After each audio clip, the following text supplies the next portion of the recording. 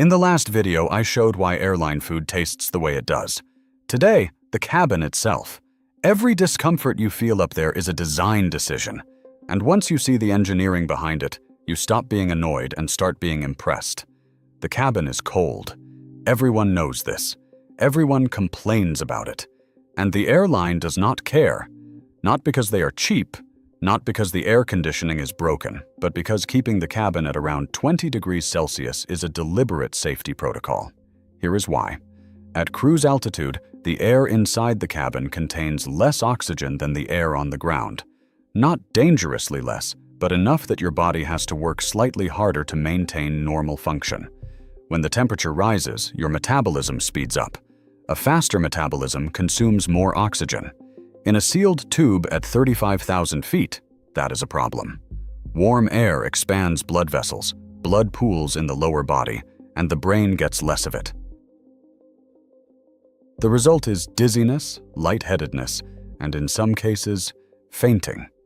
I saw this happen on a flight from Dubai to London a couple of years ago. A woman 3 rows ahead stood up, swayed, and went down. The crew moved fast. Ice packs, oxygen, reclined the seat.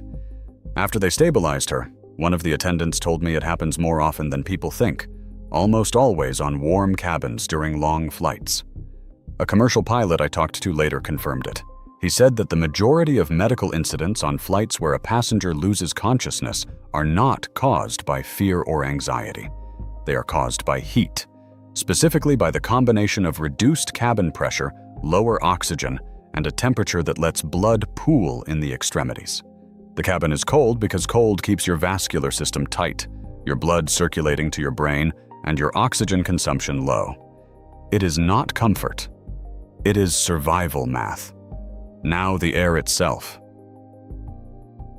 Cabin humidity at cruise sits between 10 and 15%. That is lower than the Sahara Desert, and there is almost nothing the airline can do about it. Here is the mechanic. The air inside the cabin comes from the engines, specifically from the compressor stages of the jet engines, where outside air is captured, compressed, heated, and then cooled before being pumped into the fuselage. At 35,000 feet, the outside air holds almost zero moisture. By the time it goes through the compression cycle and enters the cabin, it is bone dry. Adding moisture would mean carrying water, which adds weight. A Boeing 787 actually does add some humidity through a system called a humidifier in the flight deck area, but only for the pilots. The passengers get the desert air. That is why your throat dries out, your skin tightens, your contact lenses feel like sandpaper, and your nasal passages stop filtering properly. It is not a design flaw. It is a consequence of how pressurization works. The airplane trades your comfort for the ability to fly at an altitude where fuel efficiency is highest. Then there is the pressure itself. The cabin is pressurized to the equivalent of about 6,000 to 8,000 feet above sea level. That means even though the plane is at 35,000 feet, your body experiences conditions similar to standing on a moderately high mountain. This is a compromise. Pressurizing to sea level would require a much stronger and heavier fuselage. So the engineers chose a middle ground, high enough to save weight and fuel, low enough that most people don't notice. But your body notices. Gases in your intestines expand by about 25%. That is why you feel bloated. The pressure difference across your eardrums increases, which is why your ears pop or hurt during descent. Some people feel it worse than others, and it has nothing to do with sensitivity. It depends on the shape and flexibility of your eustachian tubes, the narrow passages connecting your middle ear to your throat. If they are inflamed from a cold or allergies, the pressure cannot equalize, and the pain becomes real. Your joints can ache because dissolved gases in your synovial fluid start forming microbubbles, the same mechanism that causes decompression sickness in divers, just at a much milder scale. None of this is dangerous for a healthy person on a normal flight, but it is real, it is measurable, and it is built into the engineering tolerances of every commercial aircraft flying today. And then there is noise. The average cabin noise level during cruise is about 80 decibels. That is roughly the same as standing next to a busy road. For 8 or 10 hours. Your brain compensates by reducing sensitivity to sound, which is why you feel mentally foggy after a long flight. It is not just jet lag or dehydration, it is auditory fatigue. The constant low-frequency roar from the engines and airflow over the fuselage forces your auditory system to work overtime filtering signal from noise. After a few hours, cognitive performance drops. Reaction time slows. Decision-making gets worse. Pilots deal with this through noise-canceling headsets that are standard equipment. Passengers get a thin foam earplug in business class if they are lucky. There is also the lighting.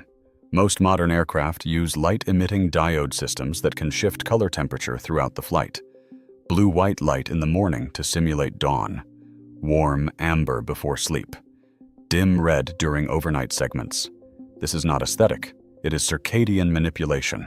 The airline is using light wavelength to push your body clock toward the destination time zone before you land.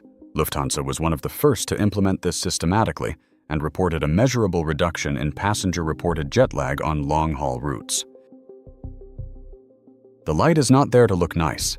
It is there to reprogram your internal clock.